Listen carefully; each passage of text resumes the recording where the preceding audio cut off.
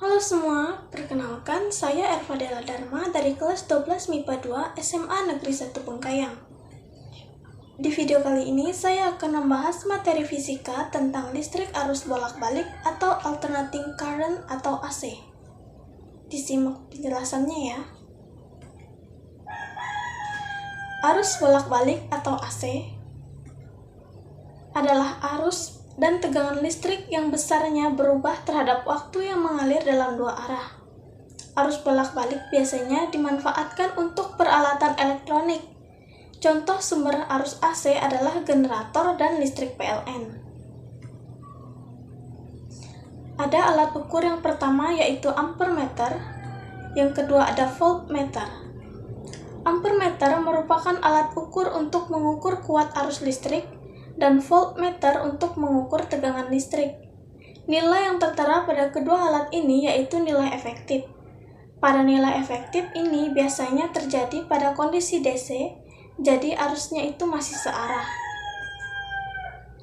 Yang ketiga ada osiloskop. Osiloskop merupakan alat ukur khusus untuk mengukur tegangan pada AC. Nilai yang tertera pada alat ini yaitu nilai maksimum. A. Besaran dalam listrik arus bolak-balik. Yang pertama ada tegangan dan arus. Arus dan tegangan AC itu nilainya berubah-ubah, maka dapat digambarkan dengan grafik sinusoidal pada slide yang saya tampilkan. Maka persamaan tegangan AC yaitu V sama dengan V maksimum dikali sin omega T. Dan persamaan arus AC yaitu I sama dengan I maksimum dikali sin omega T. Keterangannya bisa dilihat pada slide yang saya tampilkan. Pada tegangan dan arus memiliki nilai efektif dan nilai rata-rata. Nilai efektif yang pertama yaitu kuat arus dan tegangan efektifnya dapat diukur menggunakan ampermeter dan voltmeter. Yang kedua, nilai efektif arus AC dapat dianggap setara dengan arus DC yang menghasilkan jumlah kalor yang sama ketika melalui penghantar dalam waktu yang sama. Maka, persamaan arus pada nilai efektif yaitu I efektif sama dengan I maksimum per akar 2, dan V efektif sama dengan V maksimum per akar 2. Pada nilai rata-rata, arus AC dianggap setara dengan arus DC yang tetap memindahkan jumlah muatan yang sama dalam waktu bersamaan. Persamaan pada arus rata-rata yaitu I rata-rata sama dengan 2I maksimum per Pi, dan VR sama dengan 2V maksimum per Pi. Ini adalah contoh soal pada materi tegangan dan arus bolak-balik. 2. Impedansi. Impedansi atau yang dilambangkan dengan Z adalah nilai hambatan yang dihasilkan dari beban berupa resistor dengan induktor atau resistor, dengan kapasitor atau resistor, dengan induktor dan kapasitor. Secara matematis, nilai impedansi dirumuskan sebagai berikut. Z sama dengan akar R kuadrat ditambah dalam kurung XL dikurang XC tutup kurung kuadrat, yang dimana Z adalah impedansi, R adalah resistansi, XL adalah reaktansi induktif, dan XC adalah reaktansi kapasitif. Pengertian resistansi adalah perbandingan antara tegangan listrik suatu komponen elektronik, misalnya resistor, dengan arus listrik yang melewatinya. Maka rumusnya adalah R sama dengan V per I. Kemudian, reaktansi adalah perlawanan komponen sirkuit atau rangkaian atas perubahan arus listrik atau tegangan listrik karena keadaan kapasitansi atau induktansi. Satuan dalam pengukuran reaktansi yaitu ohm. Pada materi impedansi terbagi lagi menjadi 3. Yang pertama, impedansi resistor. Bagaimana kita dapat menganalisa resistor pada rangkaian AC yang tidak berbeda dari rangkaian DC? Karena resistansi hanya memiliki nilai real sehingga kita hanya perlu menggunakan hukum Ohm dasar. Jadi persamaan impedansi resistor adalah ZR sama dengan R, yang dimana Z adalah impedansi resistor dan R adalah resistansi. Yang kedua adalah impedansi induktor. Dengan konsep yang sama, induktor memberikan induktansi dalam rangkaian. Komponen ini dapat menyimpan energi dalam bentuk medan magnetik. Tidak seperti kapasitor, induktor menyebabkan arus tertinggal oleh tegangan sebesar 90 derajat. Dengan kata lain, tegangan mendahului arus sebesar 90 derajat. Kita dapat menggunakan persamaan yaitu ZL sama dengan J omega L atau ZL sama dengan J dikali XL. Yang ketiga ada impedansi kapasitor. Impedansi kapasitor merupakan sebuah komponen yang menghasilkan kapasitansi dalam rangkaian. Komponen ini digunakan untuk menyimpan energi listrik dalam bentuk medan listrik sementara. Dalam rangkaian AC, komponen ini sering digunakan untuk membuat tegangan tertinggal 90 derajat terhadap arus. Dengan kata lain, kita dapat mengatakan bahwa arus mendahului tegangan untuk komponen ini sebesar 90 derajat. Untuk mempermudah penghitungan, kita dapat menggunakan persamaan yaitu ZC sama dengan min J dikali 1 per omega C atau ZC sama dengan min J dikali XC. Ini adalah contoh soal pada materi impedansi. Bisa dilihat cara penyelesaiannya. Kita lanjut pada bagian B, yaitu rangkaian listrik bolak-balik. 1. Rangkaian murni dan kombinasi.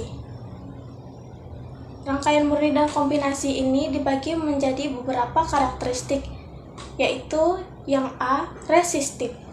Pada rangkaian resistif, persamaannya yaitu V sama dengan V maksimum dikali sin omega T.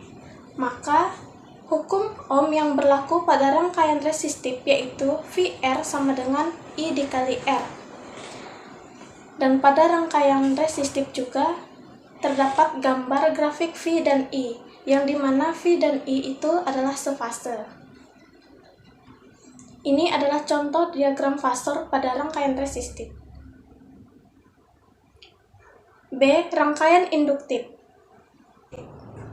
Rangkaian induktif adalah rangkaian yang terdiri atas sebuah induktor L yang dihubungkan dengan sumber tegangan AC. Maka, pada rangkaian induktif, hambatannya disebut reaktansi induktif atau XL. Dengan persamaan XL sama dengan omega L.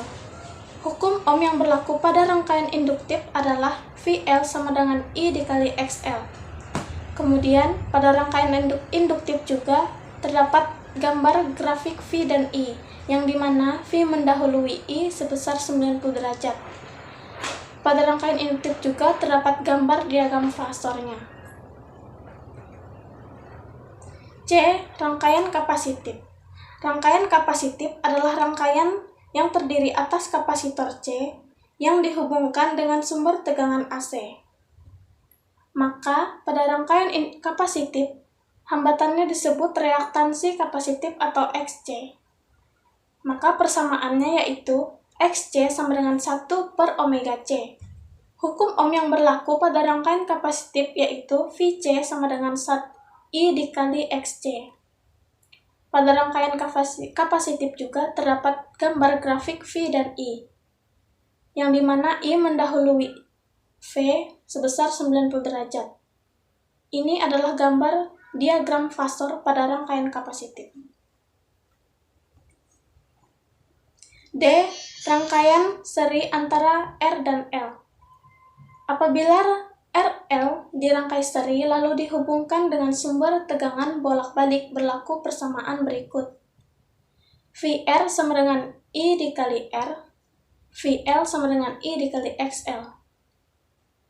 Kemudian ada persamaan pada rangkaian seri antara R dan L untuk mencari impedansinya, yaitu Z sama dengan akar R kuadrat ditambah XL kuadrat.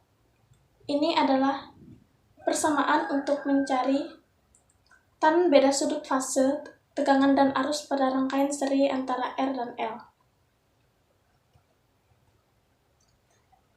Ini adalah contoh grafik VR, VL, dan V pada rangkaian seri RL. Dan ini adalah gambar diagram fasor pada rangkaian R dan L. Rangkaian seri antara R dan C.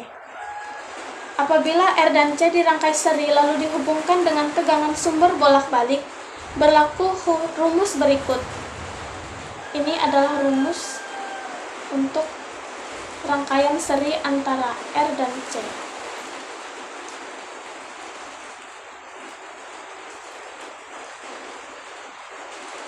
Pada rangkaian seri antara R dan C, terdapat juga grafik VR, VL, dan V pada rangkaian seri RC.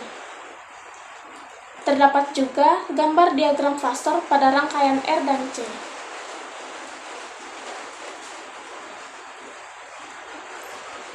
F. Rangkaian seri antara L dan C. Pada rangkaian L dan C terdapat persamaan, yaitu V sama dengan VL kurang VC.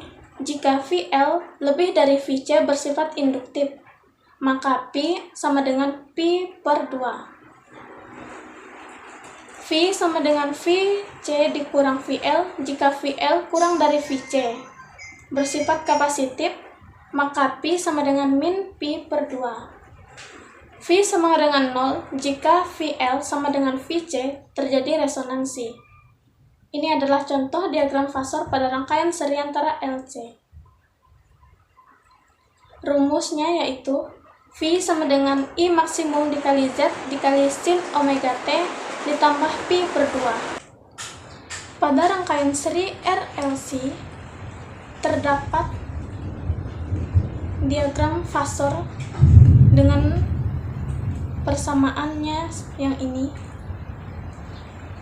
Maka sifat pada rangkaian RLC yaitu 1. Rangkaian bersifat induktif jika XL lebih dari XC, di mana arus tertinggal dari tegangan sebesar θ. 2. Rangkaian bersifat kapasitif jika XL kurang dari XC, di mana arus mendahului dari tegangan sebesar θ. 3. Rangkaian bersifat resistif atau resonansi jika XL sama dengan XC, di mana arus sefase dengan tegangan.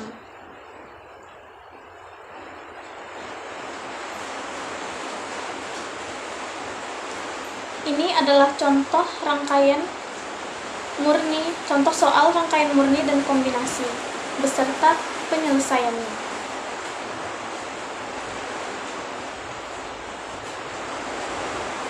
2.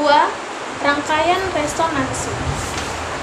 Rangkaian resonansi adalah rangkaian seri RLC yang mengikuti suatu keadaan tertentu.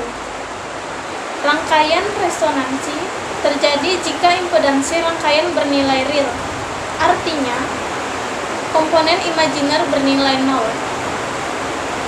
Keadaan ini menyatakan bahwa nilai Z sama dengan R. Impedansi total pada rangkaian resonansi memiliki persamaan, yaitu mutlak Z sama dengan akar R kuadrat sama dengan R.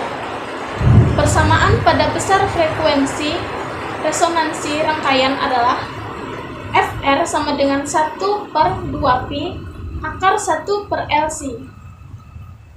Yang ketiga, persamaan frekuensi sudut rangkaian resonansi adalah omega R sama dengan 2pi Fr sama dengan 2pi 1 per 2pi akar 1 per LC sama dengan akar 1 per LC. 3. Daya pada rangkaian bolak-balik. Pada rangkaian arus bolak-balik terdapat 3 jenis daya yang memiliki impedansi atau Z, antara lain daya semu, daya aktif, dan daya reaktif. Dalam rangkaian arus bolak-balik ini, nilai tegangan juga bolak-balik. Maka, pada rangkaian listrik bolak-balik dapat dirumuskan yaitu P atau daya sama dengan V efektif dikali I efektif dikali cos theta atau faktor daya. Keunggulan dari arus bolak-balik yaitu dapat mentransmisikan tenaga listrik dalam jarak yang jauh. Namun hal ini mempunyai kekurangan yaitu dapat menyebabkan daya yang hilang dalam penghantaran. 4. Penerapan rangkaian listrik bolak-balik. A. Tuning. Tuning adalah salah satu bagian dari sebuah radio yang berfungsi untuk memilih salah satu frekuensi pemancar yang ada di udara ini. Komponen utama pada bagian ini adalah VARCO atau Variable Condensator. B. Filter. Filter adalah rangkaian penyaring frekuensi. Filter mampu meloloskan frekuensi tertentu dan memblokir frekuensi lain. Filter ada 2 macam, yaitu filter aktif dan filter pasif. Filter aktif memanfaatkan komponen aktif seperti transistor dan penguat operasional. Sementara filter pasif hanya melakukan penyaringan tanpa memperkuat sinyal output. Filter pasif cenderung memperoleh sinyal masukan karena adanya energi yang terdisipasi saat proses filtering atau penyaringan berlangsung. Hal yang membedakan keduanya adalah filter pasif mampu melakukan filter terhadap sinyal masukan sekaligus melakukan atenuasi atau penguatan terhadap sinyal output. Sekian video pembahasan dari saya. Jika ada kesalahan kata, saya mohon maaf. Terima kasih.